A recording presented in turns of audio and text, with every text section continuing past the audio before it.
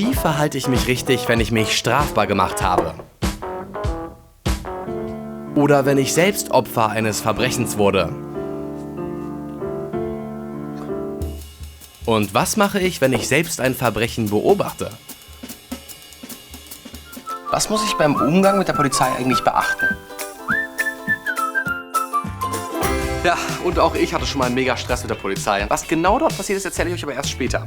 Aber zurück zum Thema. Wenn ihr über die Polizei redet, passt unbedingt auf, was ihr sagt. Denn Gerichte haben Folgendes entschieden. Für Zunge rausstrecken gibt's 150 € Strafe. Bei Leck mich doch sind wir schon bei 300 €. Und alte Sau oder fieses Missstück ergeben sogar schon 2500 €. Leck mich doch, du alte Sau. Fieses Missstück. Auch wenn die Strafen individuell ausfallen. Egal wie sauer ihr seid, lasst es einfach. Seid also freundlich, Leute, denn Karma ist stets eine Bitch. Und eigentlich können wir ja froh sein, dass es sie gibt, die Polizei. Manchmal ist man voll verpeilt und viel zu spät dran. Und dann ist es passiert. Ein fetter Kratzer am Lack. Autsch. Ein Zettel an die Windschutzscheibe kleben ist aber nicht die ideale Lösung. Das mit dem Zettel an der Windschutzscheibe hinterlassen ist ein Märchen. Plant lieber mal so ein bisschen Wartezeit ein und versucht, den Besitzer des Autos persönlich zu erwischen. Wenn der aber nach 1,5 Stunden immer noch nicht da ist, meldet euch einfach selbst bei der Polizei und macht dort eine Unfallmeldung. Sicher ist sicher. Wenn es euch aber geht wie mir, dann kommt es wohl eher selten vor, dass man zum Täter wird und irgendwas verbockt. In den meisten Fällen ist man dann schon eher das Opfer. Hier in Berlin ist es so wie in den meisten anderen deutschen Großstädten, dass Fahrräder nie lange beim gleichen Besitzer bleiben. Angenommen, ihr werdet beklaut oder auf irgendeine andere Art und Weise Opfer oder Zeuge eines Verbrechens, dann solltet ihr unbedingt eine Strafanzeige aufgeben. Auch wenn ihr das rechtlich eigentlich gar nicht müsst. Das ist echt easy und überhaupt nicht so kompliziert, wie man eigentlich denkt. Informiert schnellstmöglich die Polizei. Schriftlich, persönlich oder sogar online. Grundsätzlich kann jede Straftat online angezeigt werden. Die Online-Anzeige bietet sich aber eher bei kleinen Delikten wie einem Fahrraddiebstahl an. Wenn ihr aber persönlich vorbeigeht, dann verliert ihr keine Zeit und euer Fall wird direkt bearbeitet. Wenn ihr also direkt zur Polizei geht, nehmt euren Perso oder einen anderen Ausweis mit. Oder wenn ihr noch andere Dokumente habt, zum Beispiel bei einem Fahrraddiebstahl, einen Fahrradpass oder den Kaufvertrag, dann bringt die mit. Die Polizei nimmt eure Anzeige auf und entscheidet dann, ob Sofortmaßnahmen wie beispielsweise eine Fahndung nötig sind. Beim Fahrradklau ist das aber eher unwahrscheinlich. Zum Schluss erhaltet ihr eine Anzeigenbestätigung bzw. eine Vorgangs-ID. Die ist übrigens auch wichtig für die Versicherung. Ein Sachbearbeiter kümmert sich dann so lange um die Anzeige, bis sie zur Staatsanwaltschaft geht. Die könnt ihr im Übrigen auch direkt kontaktieren, wenn euch zum Beispiel noch Details einfallen. Also wenn es euch selber betrifft, ist die Sache ja jetzt klar. Aber es kann ja auch passieren, dass man nur etwas mit ansieht.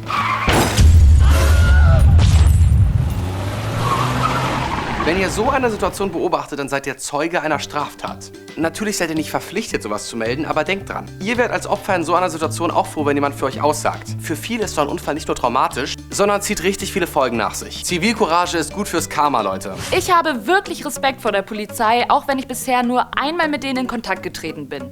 Das war nach einer Party, als meine Freundin und ich schon ein bisschen was getrunken hatten und mit unseren Fahrrädern unterwegs waren. Ich saß nicht auf dem Fahrrad, aber meine Freundin schon. Und ich habe schon die ganze Zeit gesagt, pass auf, wenn die Polizei kommt, dann könnte auch der Führerschein weg sein. Die Polizei kam dann natürlich auch vorbei, hat uns aber nur eine Verwarnung ausgesprochen und wir konnten weitergehen.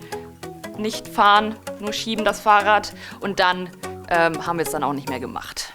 Also muss ich wirklich immer machen, was die Polizei mir sagt? Bei uns geht es viel um das Thema Eigensicherung. Wir kennen euch nicht, wir wissen nicht, wer ihr seid und deswegen fühlt euch nicht auf den Schlips getreten, wenn wir sagen, haltet bitte Abstand. Ich finde, das Wichtigste ist, so wie du behandelt werden möchtest, so trete auch einem Polizisten gegenüber. Und da gehören die ganzen Höflichkeitsformen einfach dazu. Duze nicht einfach einen Polizist, sondern geh mit denen locker, aber trotzdem höflich um. Täter, Opfer, Zeuge, alles klar soweit.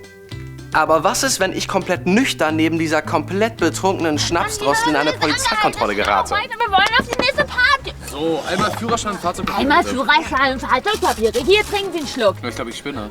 Vierfach Kältegepresse, super. Guck mal, jetzt mal ganz ruhig, junge Frau. Sie beherrschen sich ein bisschen ganz Durst, ruhig. So, Führerschein und Fahrzeugpapiere einmal Haben Sie bitte. Durst? Führerschein, Fahrzeugpapiere. Ich komme Ihnen gleich rum vorne. Jetzt gehen Sie, wir wollen weiterfahren. Sie nerven da wirklich. Oh, Erstmal ruhig bleiben. Laute Musik und Alkoholgeruch machen jeden Polizisten misstrauisch. Aber spätestens beim Atem-Alkohol-Test wird sich ja zeigen, dass ihr nüchtern seid und ihr könnt eure betrunkenen Freunde nach Hause fahren.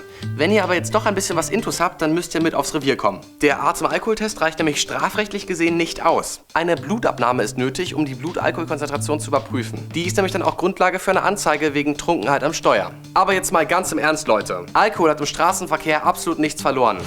Ja, ich schulde euch ja auch noch ein Geständnis. Und zwar habe ich mein Vergehen damals in Australien begangen. Wir sind Auto gefahren, wollten von einer Stadt zur nächsten fahren.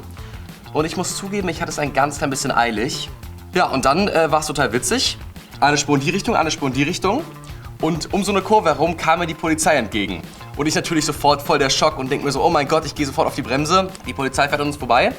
Und ich dachte schon, okay, wir haben es geschafft. Und dann irgendwann, die Polizei wird immer kleiner, plötzlich sehe ich, die Sirenen gehen los, das Blaulicht, die Polizei dreht. Und ich denke mir so, nein.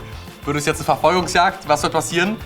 Und die Polizei kommt halt immer näher und ich fahre schon immer langsamer. Und irgendwann dann hat mir der Typ halt deutlich gemacht, dass ich rechts ranfahren soll. Lange Rede, kurzer Sinn. Ich habe ein Ticket bekommen, also so ein Strafticket.